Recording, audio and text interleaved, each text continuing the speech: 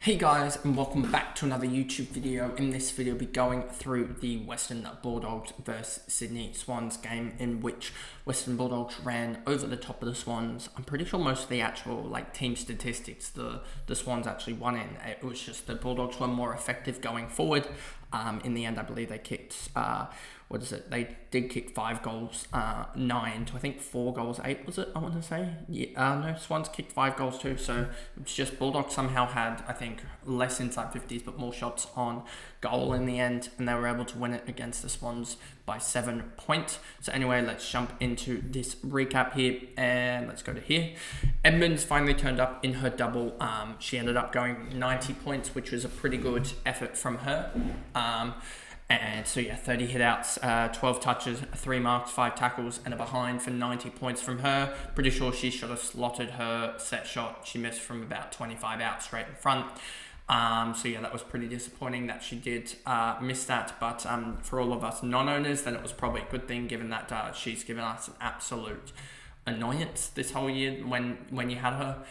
Good neck, 15 touches, 4 marks, 5 tackles, 1 goal, 2, 81. I don't think she'll be relevant, and I don't know if they play today or whether it's I forgot who GWS players they're on today. Let me just double check. I don't think it's Western Bulldogs, but it could be. Let me just double check that. It is Melbourne that play today against the Giants, and then you've got Adelaide against St Kilda, and then yeah, the Kangaroos play the Western Bulldogs on the early Saturday game for this one. So yeah, Edmonds there, 90, Goodneck 81, Fitzgerald 80, 18 touches, 8 tackles from her is pretty good effort on 79% TOG.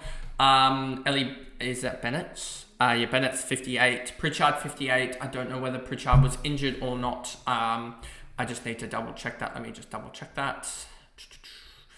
As I believe she might have come out of it with an injury or something. No, Moffat was definitely injured. I don't know about Pritchard or whatnot. Let me see if there's any injury tabs or whatnot. Injury list, does this do it, or is this the men's injury list? Let me just go through to the AFLW, and then we'll go to the latest, and then news is probably going to be the best way to find it. Let me just see here. Is it going to show any injury list? AFL injury list. Here we go. And scroll all the way down to the bottom because it's the Western Bulldogs. And you've got Blackburn, Borg, Coyne, Laloifi, and Snell. So no injury to Pritchard, which is a good thing. Berry, 53, 13 touches, 2 tackles. Carruthers just tackled anything she could see, 7 tackles there, 8 touches. Weston Turner, she's going to have games like this where she kicks a goal or kicks 2 goals, has 50, but she'll also have games where she scores a 30. Woodley, Smith, Aarons, all these girls, and then you start to get to the girls that really don't even matter. Georgia Stafford, 36, Hartwick, 35, Wilcock, 35, Gorham, 34, Greig, 30. I'm really surprised that she hasn't been given just a taste of that midfield.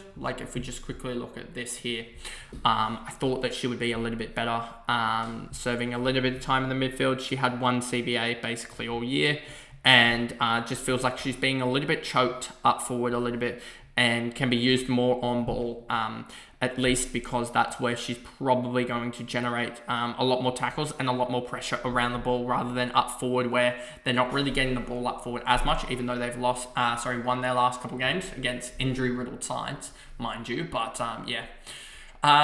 Kimber, 28, Gavalas, Grant, Butterfin, and then Borg. And then we move over to the Swans, and let me change that over to there. And it's the Laura Gartner show. She also did score pretty well in the most recent game that we had on the week just last night. Let me just quickly bring it up. I'm pretty sure she scored about 120.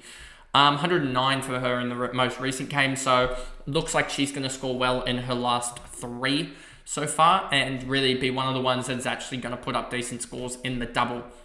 As yeah, she did score the 109, and yeah, she just does it all the time. Pretty much a similar output of around that 30 odd disposals, a couple of marks, and then a high tackle game in this one with 8 tackles, but had the 3 kicks for, 3 against, which sort of does give a couple of negating points.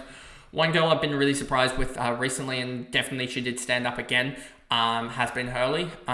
20 touches, 4 marks, 7 tackles. She's one that I'm definitely looking at for the next season, as especially if they want to, what they do with their midfield. She just needs to be unleashed on ball. If we look at her stats here, because she's just a lot better on ball, she's really starting to grow into it, and you can just see the uptick. As you see here, where is it here? You can see 97, 29% on ball. I'm pretty sure if I just go quickly to, they're not going to show it, but they don't have the CBA stats for the girls on the AFL app, which is a little bit disappointing, but she'd have high CBA stats in the other game.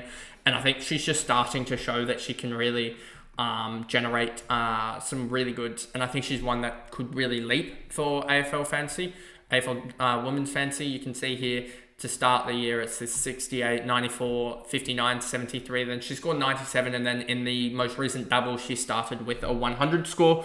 So I think she's really started to grow into it, especially with Ham and Malloy missing in the last couple games. She's really started to generate some score, and she's just a heavy tackler. So if she can get those tackles up, you can see here also in the VFLW, you can see the 16 tackle game for a 128. So we move on. McAvoy with a 97, she did her thing, a lot of marking. I know Scotty Gowans came out in the post-game and said that he didn't really like that there was a lot of marking involved, and they were just too slow and trying to over-possess the ball a little bit. So I think that's what happened in the game on last night. If I can bring up the marking stats to show you the difference. They had 49 marks on the 49 marks, and then 78 tackles on last night's game, which is 18 marks short of what they had on the on this one as well. And I'm actually generally surprised to see that that was 34, so that's why. Because Essendon, I was getting my games confused, because this the game that we'll talk about in a couple of days' time had like 20 marks to start the game with about 5 tackles. So I was a little bit confused there, but they overpossessed it in this game, and that's why they had high marking numbers, and it drops in the next game, which we'll get to in due course. Ella Heads had 96. She's starting to, I think, return back to her normal. I think she's a lot better when she doesn't play a one-out role, which she had to play for a couple of weeks, and she did score, I think, 66 in the first game of their double. So she's probably one that's going to generate a load of cash in the next week or two, just because she's getting those 20s and stuff out of her system. If we just go to AFLW Fantasy, you'll see here Ella Head scored a 66, and you can see here that the 20 is fully out of her system, and I believe the 33 is now going to be fully out of her system in due course, as she went up to 79k from this 96. That 66 is going to generate some cash, I would suspect, and then her break even probably is going to hike up, but I would still expect her to make a decent amount of cash and be expendable probably on the next week. But anyway, let's get back to this game. Stein, 94. Don't know what she did in the next game. I think it was more of an outlier, if I remember correctly. Let me just check. Where's Stein? Stein scored a 23 in the next game. So yeah, you can see that was an outlier, and I hope many didn't go for her. Hamilton, 83. The game after, Hamilton scored, scored a 54, which just shows that the 10 tackles was probably a little bit outlandish. She only had 3 in the next game, so probably a no-go. I would say both rucks for Sydney are probably a no-go, with the likes of also, Giselle Davies scored a 43 the next week after, so they're both sort of just taking 50. They're both probably combining for 90 to 100 points, but you're not going to get the right split ever, I don't think. So you have Cynthia Hamilton, 67. I'm pretty sure, she's going to probably score around that marker for the rest of the year, so I don't think she'll be one of the top end forwards. I don't think you're going to get a point of difference forward out of her.